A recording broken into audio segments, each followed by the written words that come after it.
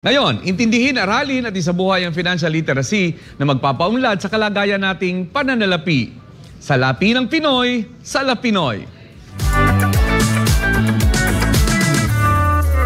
Nako, sigurado ako sa New Year's resolution ninyo. Nakalista na naman dyan ang pagsisimula ng business sa 2023. Ano ba ang mga kailangang tandaan at paghandaan? To give us advice about it, we have the business mentor and motivational speaker from RDR Business Solutions, Raymond De Los Reyes, RDR. Hello, Raymond. Yes, hello po, and hello din po sa mga viewers natin, sa lahat ng nanonood globally. Maraming salamat po sa patuloy na pagsuporta po. All right, tell us. They have a New Year's resolution. Yes. Ano mga dapat decision-making points para ipagpatuloy yung negosyong kanilang nasa plano? Yes, marami kasi way back 2022, 2021, nag-start tayo ng ating mga New Year's resolution. Now, hanggang ngayon hindi pa rin tayo nakakapag-umpisa, guys. So, 2023 is the best time for you to actually execute your business plan, no? So, importante, may plano muna bago tayo actually mag-execute ng sarili nating negosyo. Okay. No? So,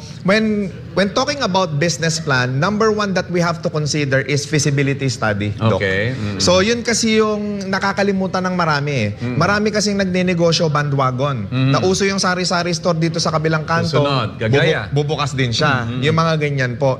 So, napaka-importante po na first thing na kailangan po nating gawin as business owner is we have to study first yung demographics, yung behavior ng customer natin, and that is what we call feasibility study. Okay, so yung demographics, intindihin mo, sino ba sa mga nakapitbahay mo ang tinatarget mo? Correct. Okay, tapos gaano ba kaposible? Okay, gaano kaposible ang inyong idea? What Right. about business idea? Sa tingin mo, sa nasa paligid natin ngayon, Right. ano magagandang pasuking negosyo? Actually, kagaya po ng nabanggit kanina po, no?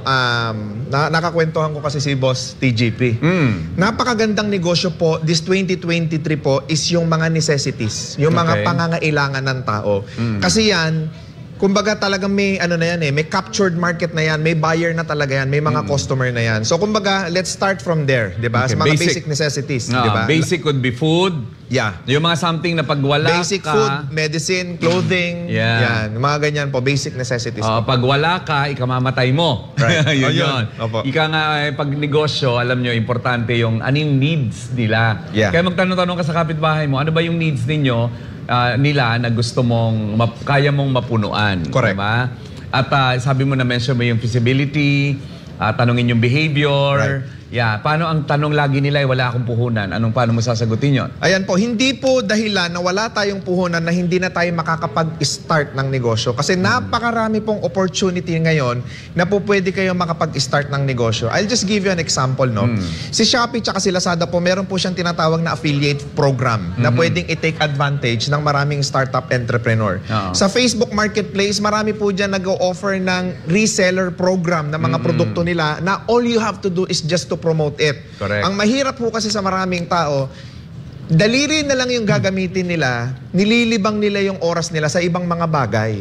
Actually, daliri nila, ginagamit nila sa mga walang kwentang bagay. Correct. Yun. Halimbawa, wala nang ginawa, nanood lang nanonood. Correct. Nag-comment na nag-comment, hindi naman tinatanong. Right. Diba? Yun. Samantalang, yung maganda yung reseller, alam nyo nung una, nag-uumpisa pa ka lang ng negosyo, Raymond.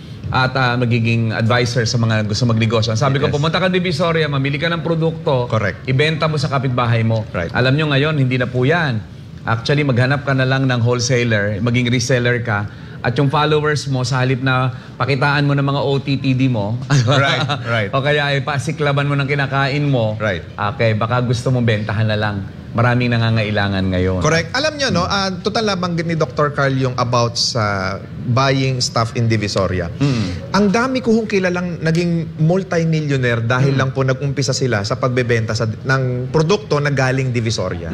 Ang dami ko hong kakilala. Ako, noong panahon, nag-uumpisa pa lang kami, hindi pa kami kasal ng misis ko. Pumunta kami in Divisoria. Alam mo yung basahang bilog? Opo. Binibili mo yung 3 for 100 yun. Opo. O ngayon, binili ko 3 for 100, ibebenta ko ngayon sa Mindoro. Uwi Opo. kami. May owner tribe jeep ang dala ko noon. Opo. Ibebenta ko na 100 yun. Opo. Tapos sabi ko 50% down.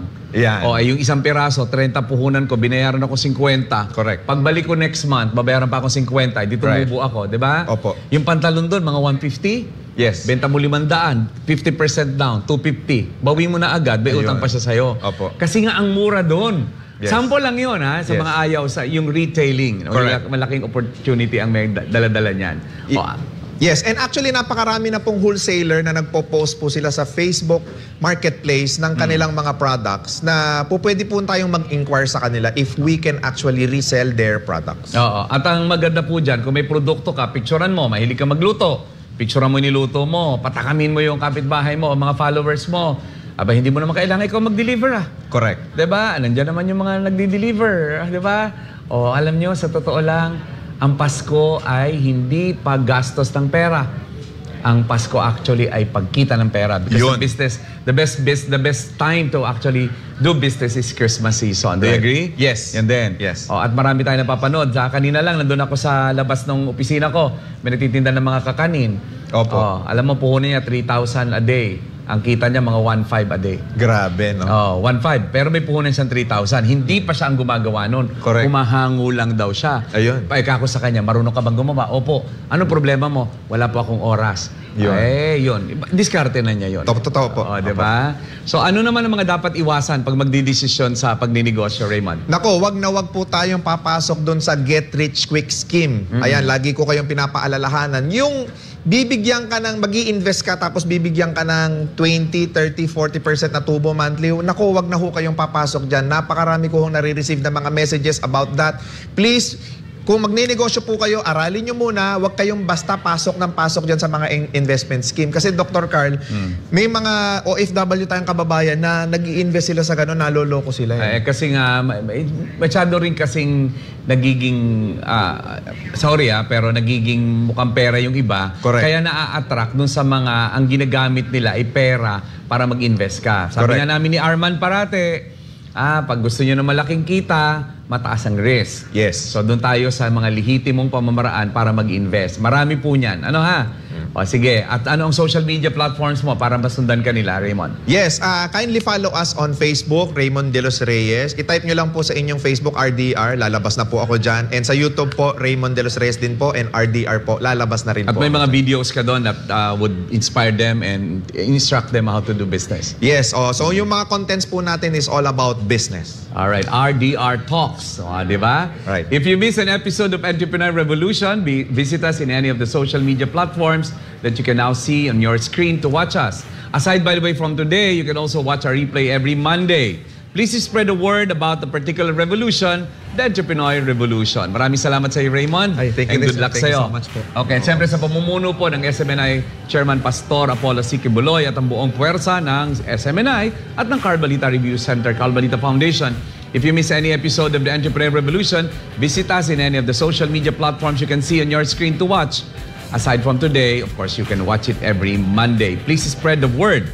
The particular revolution, the Entrepreneur Revolution. At syempre, dadako po tayo sa ating quotation of the day kasi one business at a time, one enterprise at a time, one entrepreneur at a time. Ito po ang ating quotation mula kay, of course, kay Joe Con, Jose Concepcion Jr. of RFM Corporation. And sabi niya, in raising children who become entrepreneurs themselves, he said, you don't wait until you die before turning over the reins. Sa mga negosyante dyan, huwag niyong hintayin, mamatay ka bago mo ipasa ang pangangalaga ng negosyo mo. At tandaan ninyo, isali na ninyo ang inyong mga anak sa inyong mga negosyo. Gagawin ko na yan sa lalong madaling panahon.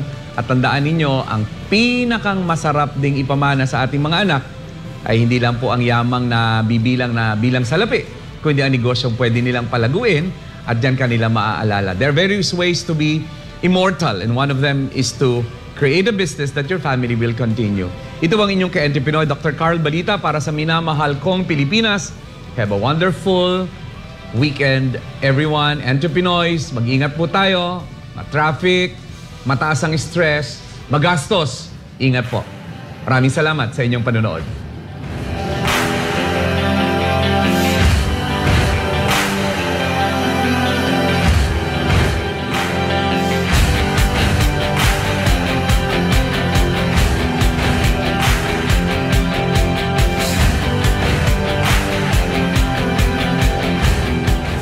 Subscribe to SMNI News Channel and turn on the notification bell to keep you up to date. Also visit our official social media accounts and join our community on Viber and Telegram.